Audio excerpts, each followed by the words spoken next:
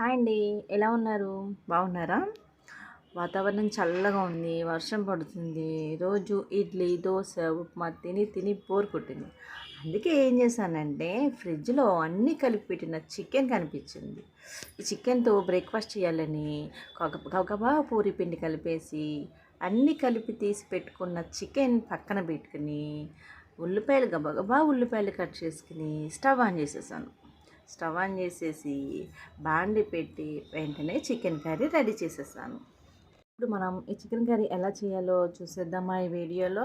2 table spoon oil వేసుకున్నాను. దీంట్లో దాల్చిన చెక్క, ఇలాచి, లవంగాలు అన్నీ 2, 2 చొప్పున, కొంచెం షాజీరా, ఒక్క బిర్యానీ ఆకు వేసుకుని అటు అటు ఇటు తిప్పుకుని తర్వాత దీంట్లో మనం కట్ చేసి పెట్టుకున్న ఆనియన్స్ ఉన్నాయి కదా, అవి అందులో వేసేసాను.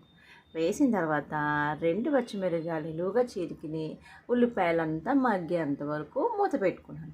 ఈలోపు మనం పక్కన ఏం చేద్దామంటే ఒక చిన్న గిన్నె పెట్టుకుని దీంట్లో ఒక హాఫ్ స్పూన్ ఆయిల్ వేసుకుని కొంచెం చిన్న మీడియం సైజ్ ఆనియన్, 2, 3 ఎండు కొబ్బరి లేదా పచ్చి కొబ్బరి అండ్ కొంచెం జీడిపప్పు ఎంత దూరగా వేయించుకున్నాం. ఇది దేనికంటే గ్రేవీ కోసం అండి. పూరిలోకి గ్రేవీ ఉంటే బాగుంటుంది కదా, అందుకని ఇది కొంచెం వేస్తే కర్రీ టేస్టే కాదు గ్రేవీ కూడా వస్తుంది.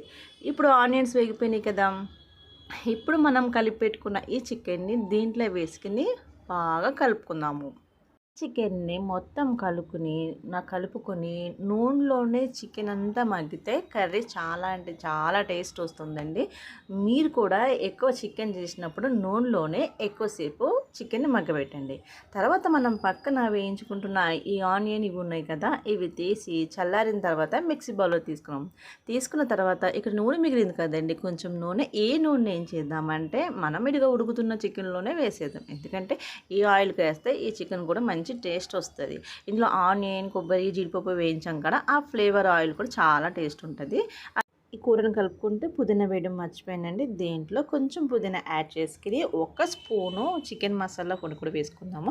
ఈ మసాలా పొడి వేయడం వల్ల చికెన్ కర్రీ మంచి టేస్ట్ వస్తుంది అండ్ ఫ్లేవర్ కూడా బాగుంటుంది.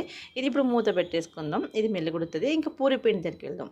ఈ పూరి పిండిలో 2 చుక్కల ఆయిల్ పోసుకుని అటు ఇటు కొంచెం మిక్స్ చేసుకుని ఈ సైజ్ బాల్స్ చేసుకుందాము. నేనైతే పూరి దీంట్లోనే చేస్తానండి, ఎందుకంటే కొంచెం తొందరగా అయిపోతుంది కాబట్టి. సో ఇలా ఒక కవరు, శారీ కవర్ లాంటిది చిన్నది తీసుకున్నాను. ఈ కవర్ పెట్టుకుని పూరీని మెత్తగా ఉతుకున్నాను. కొంచెం మందంగా ఉతుకుంటే పూరి పొంగుతుంది. మీరు కూడా ఇలాగే చాలా సింపుల్గా చేసేసుకోండి. ఇప్పుడు కర్రీ రెడీ అయిపోయింది. కొంచెం వాటర్ యాడ్ చేసుకుందాము. అంతేకాదు ఇప్పుడు పొడి ఇది ఉంది కదా పేస్ట్, ఈ పేస్ట్ దీంట్లో వేసుకుని ఇంకొంచెం వాటర్ వేసుకుందాం. ఇట్లా కొంచెం వాటర్ ఎక్కువైనా ప్రాబ్లం ఏమీ లేదు, ఎందుకంటే జ్యూసీ కింద ఉంటుంది. పూరీలోకి అదే టేస్ట్ అండి.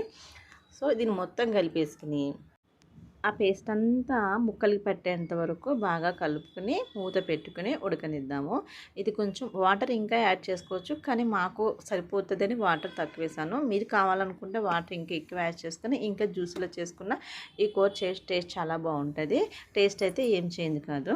నెక్స్ట్ పూరి ఒత్తి పక్కన పెట్టుకుందాము. ఇట్లా కవర్లో ఆయిల్ అప్లై చేసుకుని ఇట్లా ఒత్తి పెట్టుకుంటే పూరి మరీ మందంగా కాకుండా మరీ పలుచు కాకుండా ఈ సైజులో ఒత్తుకుంటే పూరి అనేది పొంగుతుంది. పూరి చేసుకుని పక్కన పెట్టుకున్నాం కదా, ఇప్పుడు బాండీ పెట్టుకుని ఆయిల్ వేసుకుందాం. ఆయిల్ అనేది పూరి ములిగేంతవరకు సమానంగా ములిగేంతవరకు వేసుకుంటే సరిపోతుంది. అలా వేసుకున్న ఆయిల్లో ఈలోపు ఆయిల్ కాగుతూ ఉంటుంది. మనం మళ్ళీ ఇంకొక పూరి చేసుకుని పక్కన పెట్టుకుందాం. చూడండి, ఇలా పూరి ఒత్తుకుని, మీకు తెలిసిందే అనుకో, ఇది అందరు కూడా చాలామంది దీంతో పూరి చేస్తారు. సో నాకంటే చాలా సింపుల్గా ఉంటుంది, తొందరగా అయిపోతుంది అని నేను దీంతో చేస్తాను ఎక్కువ. ఒకసారి కర్రీలో చూద్దాము. కొత్తిమీర కూడా యాడ్ చేసుకున్నాం. కర్రీ వచ్చి రెడీ అయిపోయిందండి.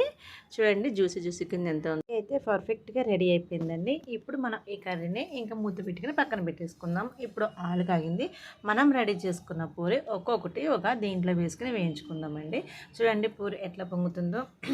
ఈ వర్షానికి ఈ పొంగుతున్న వేడివేడి పూరి చికెన్ కర్రీ తింటే చాలా బాగుంటుంది కదా.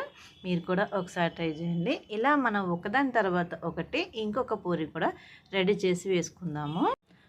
పూరి రెడీ అయిపోయింది, కర్రీ రెడీ అయిపోయింది. మరి ఇంకెందుకండి ఆలస్యం, వేడివేడిగా చికెన్ కర్రీ అండ్ పూరి తినేద్దామా మరి ఫ్రెండ్స్. నా వీడియో కానీ నచ్చినట్లయితే లైక్ చేయండి, షేర్ చేయండి, సబ్స్క్రైబ్ చేసుకోవడం మర్చిపోవద్దు friends. Thanks for watching. Bye bye.